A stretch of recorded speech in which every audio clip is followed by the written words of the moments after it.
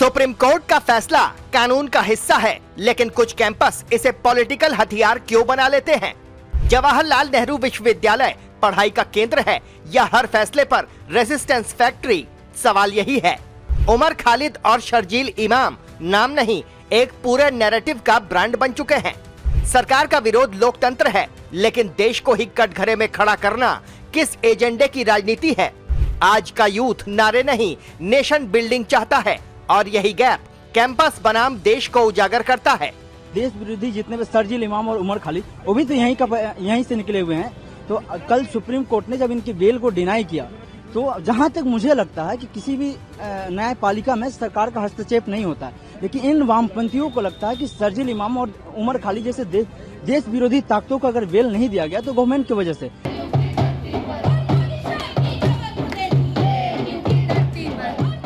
एक बार फिर देश की पॉलिटिक्स और यूनिवर्सिटी कैंपस के बीच का टेंशन हेडलाइन बन चुका है।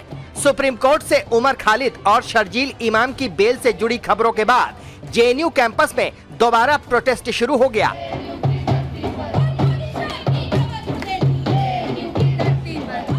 सवाल सिर्फ बेल का नहीं है, सवाल उस सोच का है जो बार बार एक ही यूनिवर्सिटी से बाहर आती है।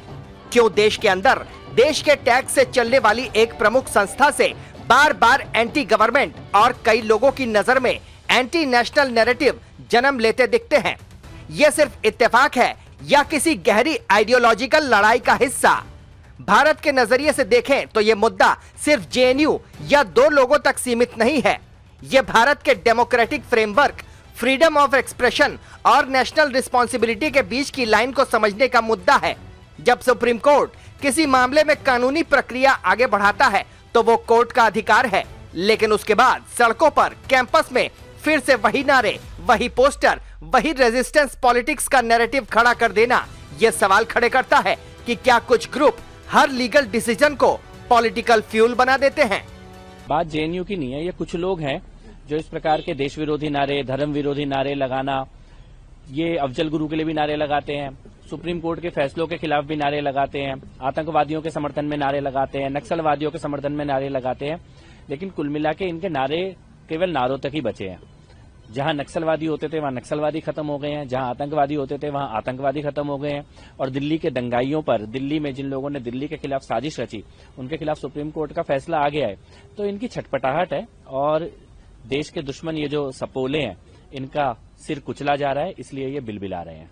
ये जेएनयू को टुकड़े टुकड़े गैंग, राहुल गांधी जैसे देश विरोधी मानसिकता वाले और सभी, चाहे आरजेडी हो, चाहे टीएमसी हो, चाहे वाम दल हो, ये टुकड़े टुकड़े गैंग का एक कैंप ऑफिस बन गया, कार्यालय बन गया। और भूले नहीं, ये भारत है, नरेंद्र मोदी का भारत है, 21वीं सदी का भारत है। विवेकानंद कह गए थे भगवा ही होगा, और ये नरेंद्र मोदी को और अमित शाह को कब्र खोदने वाले खुद कब्र में चले गए हैं। जेएनयू का नाम आते ही एक तस्वीर दिमाग में बन जाती है। एक तरफ दुनिया भर के जाने माने स्कॉलर्स, रिसर्च और पॉलिसी डिबेट्स, दूसरी तरफ कुछ चुने हुए चेहरे और ग्रुप्स जो हर बड़े नेशनल इशू पर सरकार के खिलाफ खड़े दिखते हैं। यह पैटर्न इतना रिपीट हो चुका है कि आम नागरिक पूछने लगा है, क्यों अक्सर देश के खिलाफ बोलने वाली आवाजों का सेंटर यही कैंपस बनता है? क्या यह सिर्फ इत्तेफाक है या दशकों से चल रही एक आइडियोलॉजिकल ग्रूमिंग का रिजल्ट? बीजेपी सरकार के खिलाफ विरोध करना डेमोक्रेसी का हिस्सा है, इस पर कोई सवाल नहीं। लेकिन जब देश के इंस्टीट्यूशंस, सेना, कॉन्स्टिट्यूशन और नेशनल यूनिटी पर विरोध खड़े करने लगे, तब लाइन ब्लर हो जाती है। भारत की सोच के हिसाब से भारत एक मजबूत, आत्मविश्वास से भरा हुआ राष्ट्र है जो आलोचना से नहीं डरता। लेकिन आलोचना और लगातार डीलेजिटिमाइजेशन में फर्क होता है। जब हर मुद्दे को फासिज्म, अथॉरिटेरियन स्टेट या इंडिया ब्रेकिंग अपार्ट के लेंस से देखा जाता है, तब ये सिर्फ एकेडमिक डिबेट नहीं रहता। उमर खालिद और शर्जील इमाम के नाम सिर्फ व्यक्ति नहीं, बल्कि एक पूरे इकोसिस्टम का प्रतिनिधित्व करते हैं।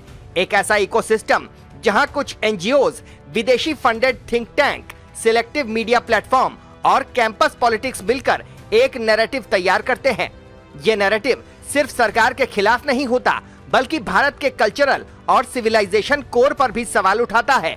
ये कहना है कि भारत एक दमनकारी राज्य है या हिंदू बहुसंख्यकवाद सब कुछ कंट्रोल कर रहा है। ये सिर्फ विरोध तक सीमित नहीं रहते, बल्कि ग्लोबल फोरम तक पहुंच जाते हैं। यहाँ सबसे बड़ा सवाल अकाउंटेबिलिटी का है। जब एक स्टूडेंट या एक्टिविस्ट बेल पर बाहर आता है तो कानून के दायरे में रहकर अपनी बात रखना उसका अधिकार है, लेकिन कैंपस को परमानेंट आंदोलन जोन बना देना, क्लासरूम को नारों से बदल देना और हर एकेडमिक कैलेंडर को पॉलिटिकल कैलेंडर में बदल देना, क्या ये उस संस्था के मकसद के साथ इंसाफ है? देश के लाखों स्टूडेंट जो research, science, technology, defence studies और पब्लिक पॉलिसी में करियर बनाना चाहते हैं, उनके लिए कैंपस का माहौल किस दिशा में जा रहा है? को कड़े शब्दों की निंदा करता हूं। अगर इस देश में मानयोग सुप्रीम कोर्ट की बात के ऊपर भी प्रोटेस्ट होंगे तो फिर बचा क्या?